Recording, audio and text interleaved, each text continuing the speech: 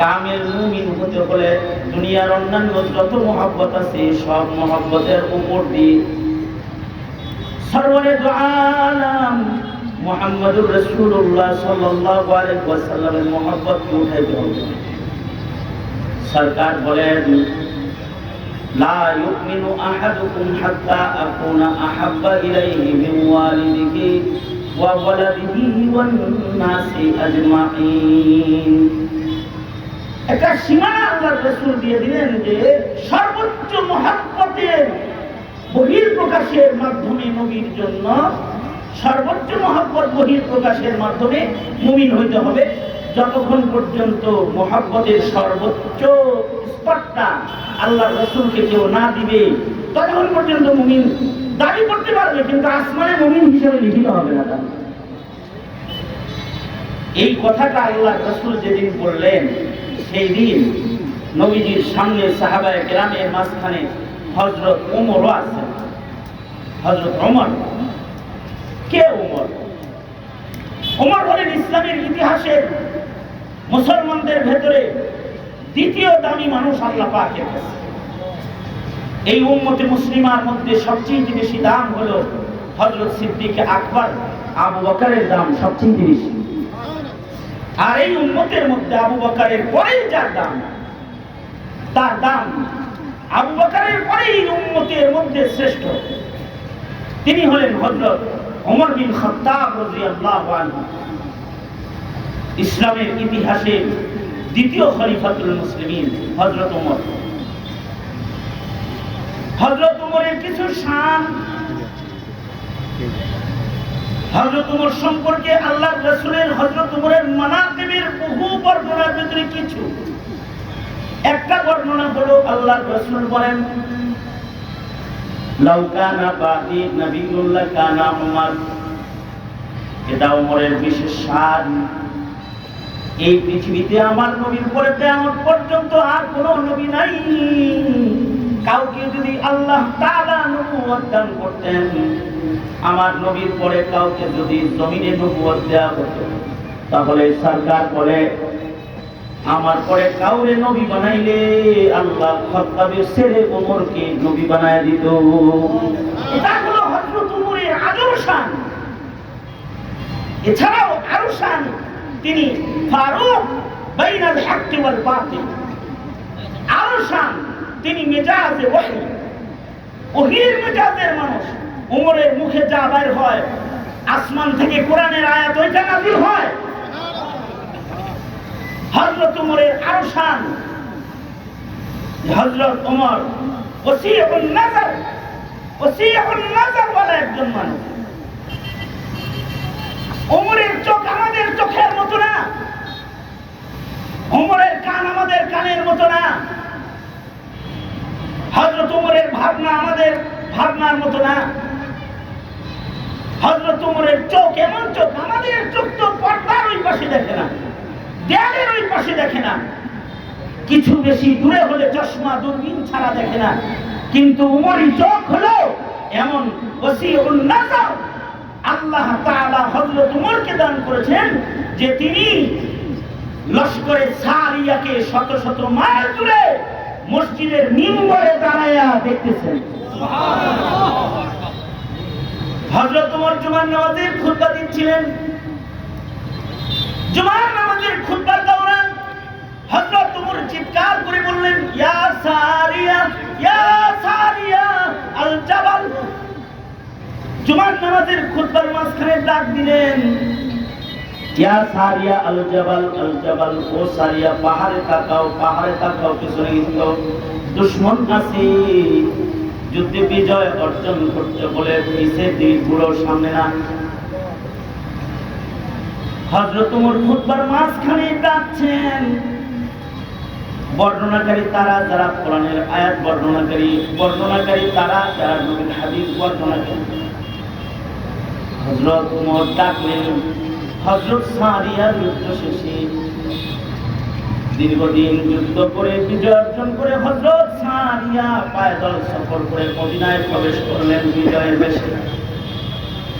সাহাবীরা জিজ্ঞাসা, সারিয়া রে জুমার নামাজের খুতবার মাঝখানে হযরত ওমর যে করে ডাকলো, চিল্লায় চিল্লায় শুনছিলেন। হযরত সাদিয়া বলেন, রব্বে জালালের কসম, আল্লাহ পাকের জাত আর জালালের কসম, ওমর যদি ডাক না দিত ময়দানে জঙ্গে শহীদ হয়ে ওখানে কবর হইত।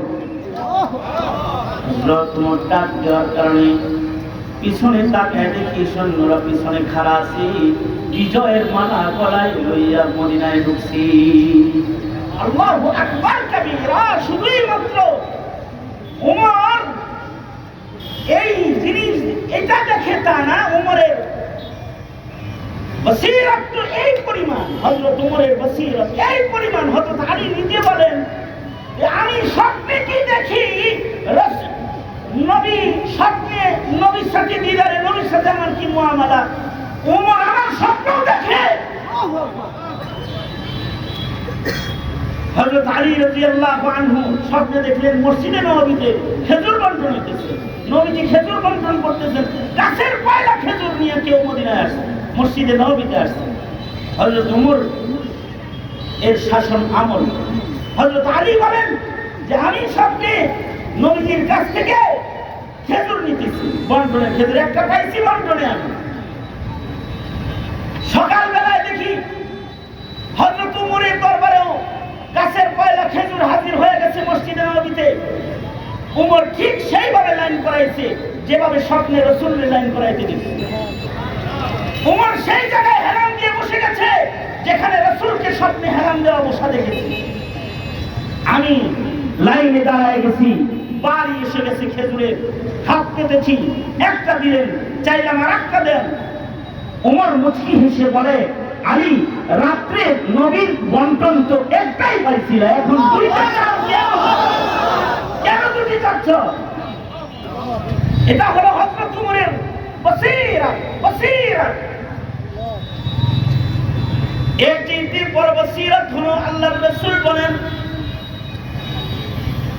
নবীজি বলেন সকল উম্মতের একজন মুহাদ্দিস আছে। মুহাদ্দিস, মুহাদ্দিস কাকে বলা হয়? মুহাদ্দিস বলা হয় যারা হাদিস riwayat করে, হাদিস পড়া। মুহাদ্দিস বলা হয় ওই কলবওয়ালাকে যার কলবের ভিতরে আল্লাহ তাআলা আল্লাহর কথা ইলকা করে, আল্লাহর কথা আল্লাহর পক্ষ থেকে আল্লাহ তাআলা যার কলবে ইলকা করে তাকে মুহাদ্দিস বলা হয়। আল্লাহর রাসূল বলেন সব নবীর একজন করে মুহাদ্দিস আছে, আমি নবীর আমার উম্মতের ভিতরে আমার একটা মুহাদ্দিস আছে। মুহাদ্দিস ওমর, আমার মুহাদ্দিস হলো ওমর। আল্লাহর কথা আল্লাহ কখনো কখনো ওমরের হৃদয়ে ঢাইলা আমার কাছে পাঠায়। এই কারণে আযান যখন স্বপ্নে দেখলেন আব্দুল্লাহ বিন যায়েদ বিন আব্দুর রাব্বিহি, এই স্বপ্ন কোনদিন আগে হযরত ওমরও দেখেছেন। মুহাদ্দিস হযরত ওমর, এইরকম একজন শানওয়ালা সাহাবীর ঈমান কি নাকিস না কামেল? জোরে আওয়াজ করে বলেন, হ্যাঁ নাকিস না কামেল? কামেল তো। কিন্তু রাসূল যখন বলছেন লা ইউমিনু আহাদুকুম হাত্তা আকুনা আহাব্বা ইলাইহি মিন ওয়ালিদিহি ওয়া ওয়ালাদিহি ওয়ান নাসি আজমাইন, হযরত ওমর বলে কি নবীজি আমি আমার জানের চেয়ে আপনাকে বেশি ভালোবাসি। কি আজব কথা! এইরকম একজন মুমিন নবীর সামনে দাঁড়ায় একজন তো বলতেছে আমি আমার জানের চেয়ে আপনাকে বেশি ভালোবাসি না। নবীও সুস্পষ্ট করে কিয়ামত পর্যন্ত উম্মতকে নবী প্রেম শিখাইতে বলে দিচ্ছে, ওমর তুমি এখনো কামেল মুমিন হও নাই, বলে দিতেছে। আজব হযরত ওমর 2 মিনিট পরে কয় আল্লাহর নবী আমি এখন আপনাকে আমার জানের চেয়ে বেশি মহব্বত করি। সুবহানাল্লাহ। 2 মিনিট পরে, 2 মিনিট পরেই বলতেছে আমি আপনাকে জানের চেয়ে বেশি মহব্বত করি। রাসূল বললেন এইবার কামেল মুমিন হইছো, এইবার কামেল মুমিন হয়েছো। বলেন এইবার কামেল মুমিন হয়েছো।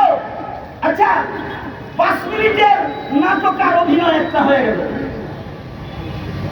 5 মিনিট সময় এর ভিতরে গেছে। একটু আগে রাসূল বললেন মুহাব্বতের সীমানা জানের চাইতে বেশি মুহাব্বত নবীকে করবা। আর হযরত ওমর একটু আগে বলতেছে আমি জানের চাইতে বেশি মুহাব্বত এখনো করি না। 2 মিনিট পরে বলতেছে আল্লাহর রাসূল আপনাকে আমি আমার জানের চাইতে এখন মুহাব্বত করি। এবার আল্লাহর রাসূল এই 2 মিনিট পরে কথার পরে 60 মিনিট দিচ্ছেন। এই যে এখন আল-আন এটি কেবল তোমার ঈমানটা কামেল হইল। আল্লাহু আকবার। তার মানে কি হযরত ওমর 2 মিনিট আগে নাকেস মুমিন ছিল আর 2 মিনিট পরে কামেল মুমিন হইছে? না না না, বিষয়টা তা না। হযরত ওমর আগে থেকে কামেল মুমিন, কিন্তু ওই যে আল্লাহ ওমরের দিয়ে অভিনয় মুহাদ্দাস তো মুহাদ্দাসকে দিয়ে আল্লাহ তাআলা নাটক সাজায় সারা দুনিয়ারে হাকিকতে প্রেমের সীমানা দেখায়। কারণ হযরত ওমর তো নিজের জানের চাইতে, ছেলের চাইতে, মেয়ের চাইতে, ভাইয়ের চাইতে, সব কিছুর চাইতে রাসূলকে আগে থেকে বেশি মহব্বত করতেন। হযরত ওমর নিজের সন্তানের সাথে একই দস্তরখানে খানা খাইতেছেন। আব্দুল্লাহ ইবনে ওমর হযরত ওমরকে বলতেছে, বাবা আমাগোর বাপ বেটারে আল্লাহ বাঁচাইছে কোনজন মুসলমান। যদি ঘটনা এমন হইতো যে বাবা আমি মুসলমান আপনি আমার বাপ কাফের, যদি এমন হইতো যুদ্ধের ময়দানে আমি নবীজির সাথে গেছি আর আপনি আবু জাহেলের লগে আইছেন, আর যদি যুদ্ধ প্রান্তরে যদি বাপ বেটা মুখোমুখি হইতাম, সন্তান হয়ে বাবার উপরে অস্ত্র কেমনে ধরতাম, কেমনে যুদ্ধ করতাম। কিন্তু কামেল মুমিন হযরত ওমরের বক্তব্য হলো সন্তানদের বিষয়টা যদি এমন না হয়ে উল্টা হইত যে আমি আমার নবীর সিপাহ সালার হইয়া যুদ্ধে গেছি, নবীর সাথে যুদ্ধে গেছি, আর তুই আবু জাহেলের লগে আইছিস, আর আমি ওমর যদি যুদ্ধ প্রান্তরে যদি করে একবারের জন্য সামনে পাইতাম খোলা আকাশের নিচে আল্লাহ আল্লাহর রাসূলের মুহাব্বত হৃদয়ে সর্বোচ্চ, এটা প্রমাণ করার জন্য দৌড়ে গিয়ে আগে তোর গলা কাটতাম। ওমরের মুহাব্বতের সীমানা তো আগে থেকেই উঁচা। তারপরে ওমর এই কথা বলে কেন? এটা হলো মুহাদ্দাস, তো জাতিকে শিক্ষা দিতেছে। কিন্তু ফাথুল মুলহিমের ভেতরে জাস্টিস তাকি উসমানী, আল্লামা উসমানী আজব কথা বলেছেন। উনি বলেন কি না না না না, নাটক টাটক কিছু না। ওমর মুহাব্বতের নবীকে যেমন ওমর মুহাব্বত করে, ওমর যেমন রাসূলকে ভালোবাসে, রাসূলের মুখ দিয়ে ভালোবাসা আবেদন আদায় করে, দুজানের থেকে দুনো পক্ষ থেকে ভালোবাসা প্রমাণ করতেছে। মুহাব্বত যদি এক জিহিতি হয় তাহলে মুহাব্বতের স্বাদ হাসিল হয় না, 2 দিক থেকে হইলে ভালো। এ কারণে হযরত ওমর নবীজির মুখ দিয়ে বের করতেছে, এই আমারে ভালোবাসো, আমাকে ভালোবাসো। এটা ওমর নিজের জন্য আলাদাভাবে বের করতেছে, ওমর আমাকে ভালোবাসো। আমাকে যদি ভালো না বাসো তাহলে মুমিন হতে পারবে না। নবী বলতেছে ভালোবাসো, ওমর কয় ভালোবাসলাম। এবার যেমন ইজাবটা রাসূলের পক্ষ থেকে আসছে আর কবুলটা ওমরের পক্ষ থেকে গেছে, আল্লাহর কাছে মুহাব্বতের ইজাব কবুলের দলিল বানাইছে। এই হলো আমাদের আকাবির আসলাফদের হালাত। আমাদের আকাবির আসলাফগণ এইভাবে নবী প্রেম প্রকাশ করেছেন। আর আমরা মনে করি জন্মদিন পালন করলে প্রেম হয়, কেক কাটলে প্রেম হয়। আমরা মনে করি ঈদে মিলাদুন নবী পালন করলে প্রেম হয়। আমরা মনে করি জিলাপি আর আমির আর মাছগুলা খেলে প্রেম হয় না। প্রেম আলাদাভাবে প্রকাশ করতে হয়। সঙ্গত কারণে এই বর্তমান সময়ে বিশ্ব নবীর উপরে কটূক্তি করে ভারত বহির্বিশ্ব বাংলাদেশ সহ যেভাবে আক্রমণ করা হচ্ছে আমাদের নবীকে, আমি বলবো হেটাপি তোমরা আমরা যে আমাদের জীবনের চাইতে রাসূলকে বেশি ভালোবাসি,